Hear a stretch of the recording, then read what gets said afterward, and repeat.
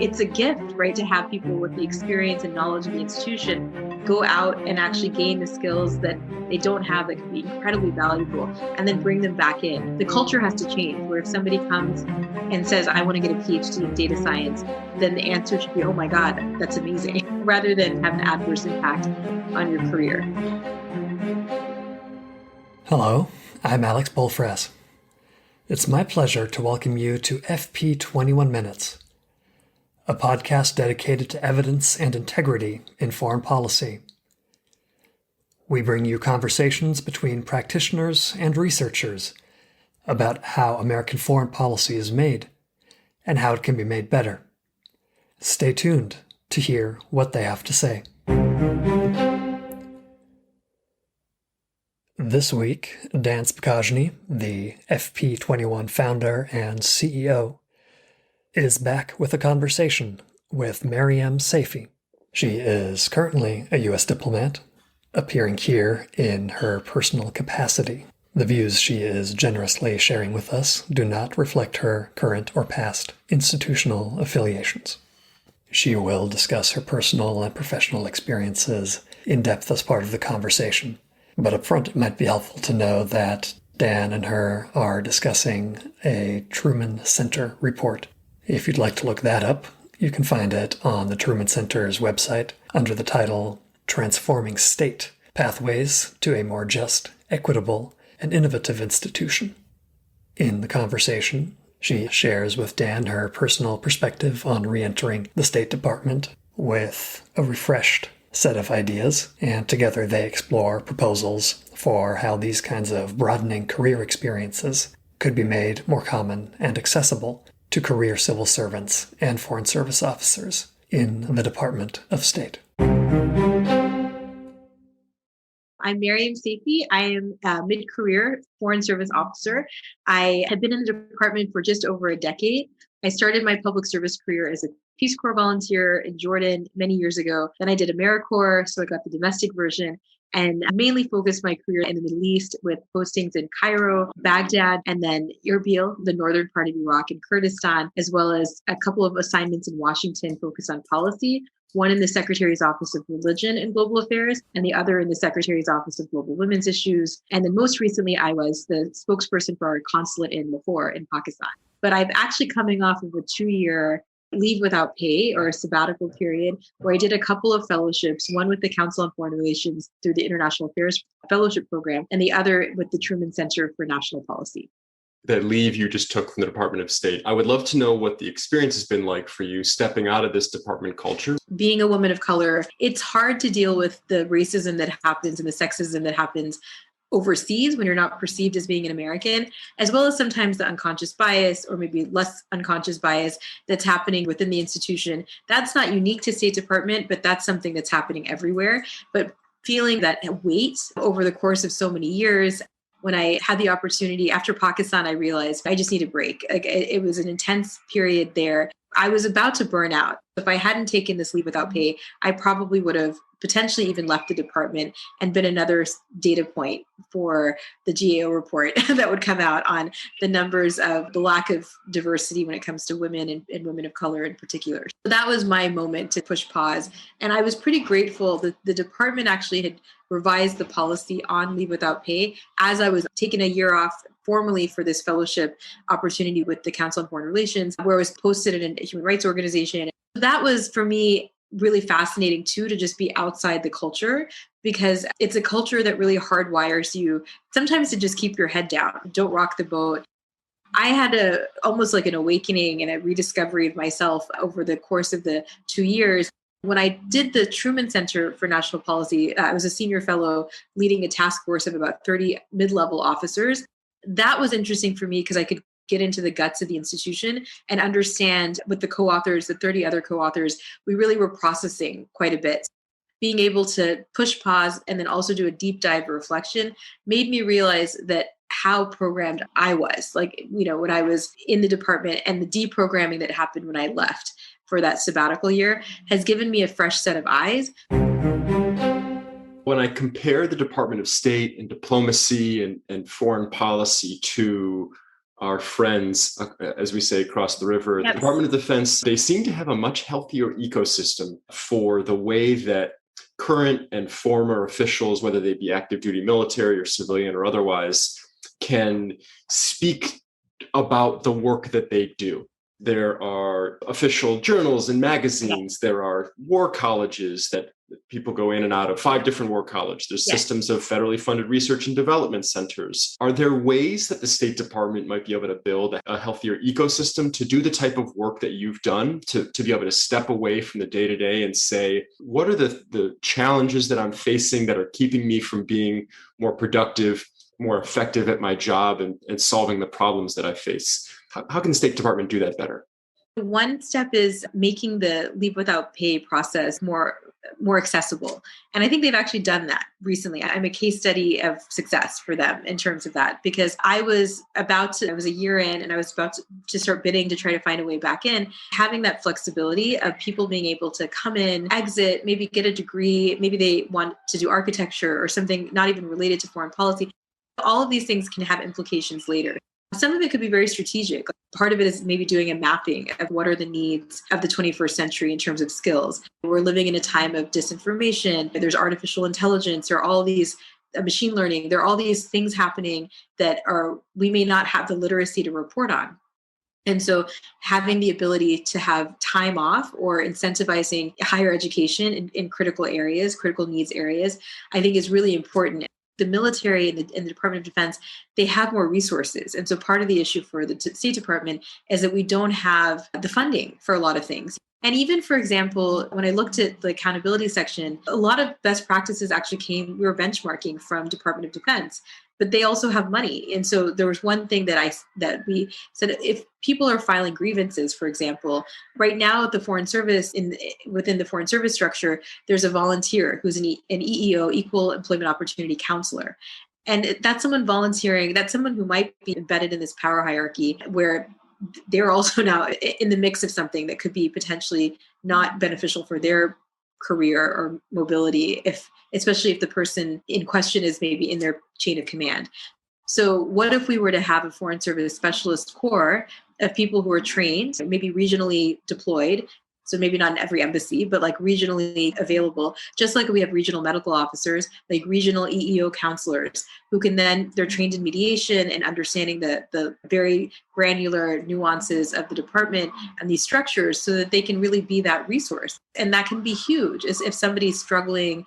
And because what ends up happening is somebody has maybe a really traumatic experience and there's no outlet for accountability, there's no resource, and then they just leave. That's what they do. They just leave. A friend wanted to just take 2 years, I think, of leave without pay, and she was just denied. No, you can't. And her husband wanted to go to law school, and it was basically her marriage or her career, and she chose her marriage, and she's now no longer in the department. And here's someone we invested in. She's done such great work, and she's still doing great work, but it's unfortunate that we lose people that way. If we were to create more of a revolving door where people can come back, they can take time away and come back, either for education or for personal reasons or just life happening, that would help with attrition, but it would also help in infusing the institution with more creativity and innovation. If somebody goes and works for Facebook or Google for a year or 2 years, they have this new set of eyes, all of these new networks as well.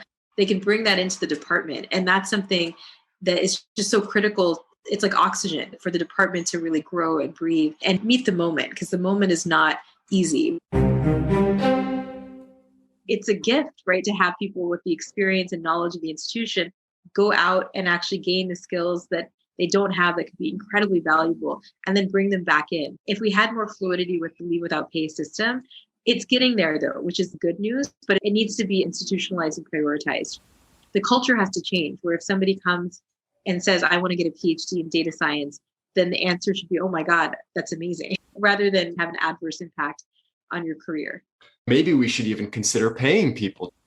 If we can identify where are the gaps, right? What do we need? The resources may not be there to fund all Foreign Service officers to get PhDs, but if we know that there's these critical areas, then creating a process for higher education that is compensated through details. We do have things like that.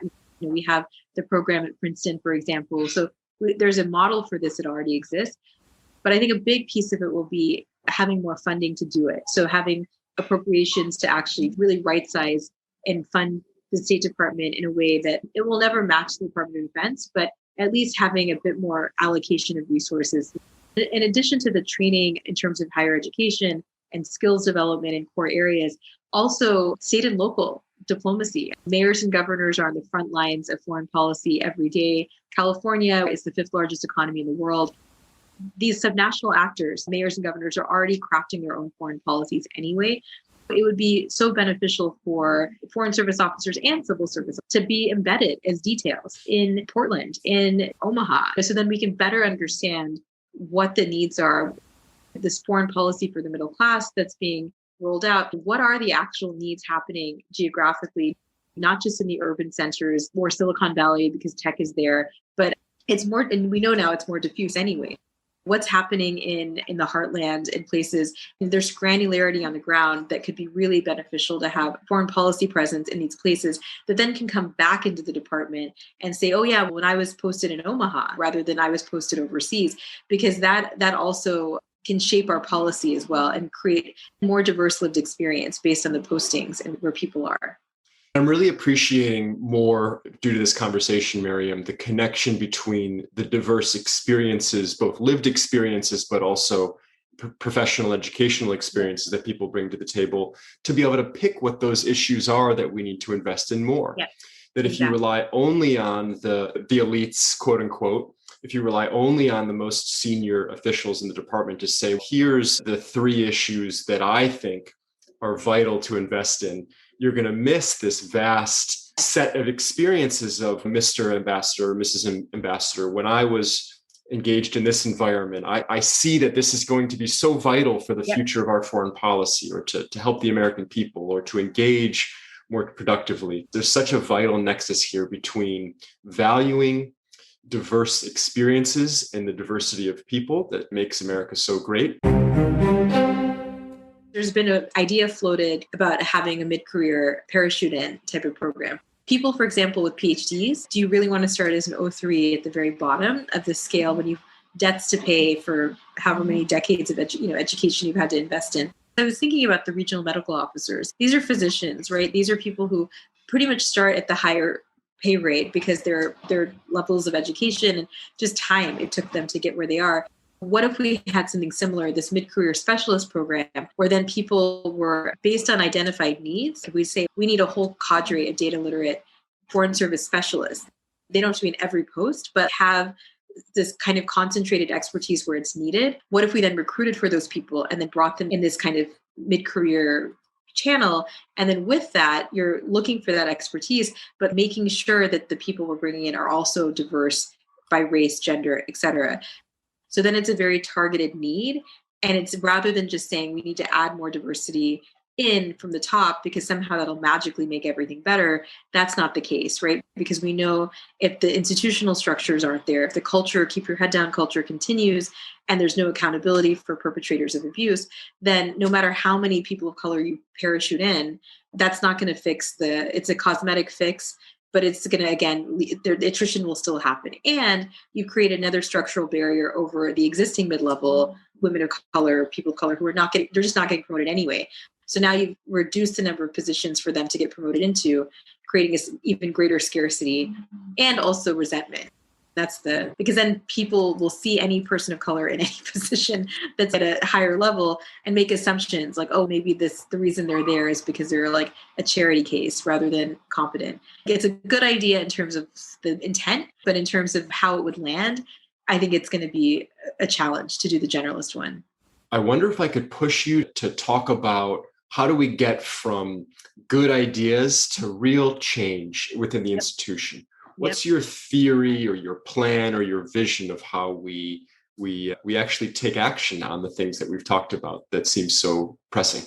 That's a great question. It's one I'm thinking about a lot because there's been a lot of listening sessions, right? Like just a proliferation of people talking, people sharing ideas. But then how do you actually operationalize these ideas? Even the task force, right? Like 55 pages of idea, lots of things happening.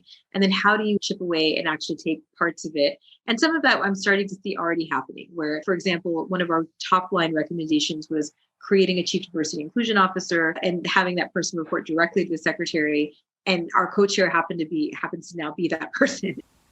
But there was also, I would say, one possible strategy, which I think I learned when I was leading this task force, is to actually create organic spaces for these kinds of task forces to happen intuitively.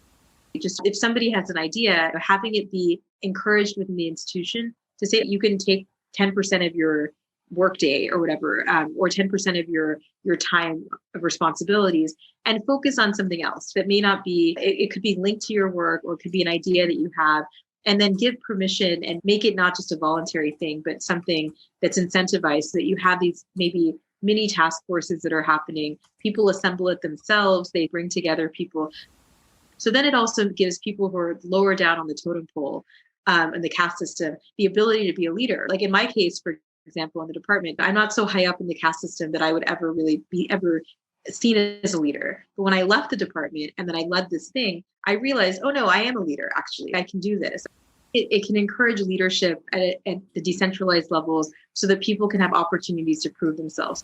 If you created structures like that, and then on top of that, have a mechanism, maybe in the policy planning office or some office where we welcome new ideas. So instead of it just being like a sounding board of, okay, I have a random thought, but no, if you want to submit, you have to create the task force, you have to produce something that's been crowdsourced, maybe create a criteria for how to do this so that it's a bit more substantive than just saying, what if we did this random thing? Then that way you're creating almost a culture of creative thought at all levels of the department so that it's not just the top layer gets to be creative. And usually that layer is too risk averse to be creative because they want to move to the next layer. So this is a way of inspiring people. We've seen it with Secretary Blinken. He said that Ambassador Gina Abercrombie Winstanley is a diplomat who knows when to be undiplomatic. And we should all listen to her and to others that are speaking that truth.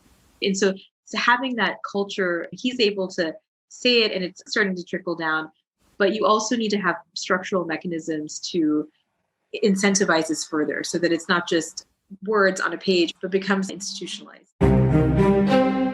If you haven't had the opportunity to look at The Week in Reform, our roundup of news and views in the making of American foreign policy, I strongly encourage you to do so.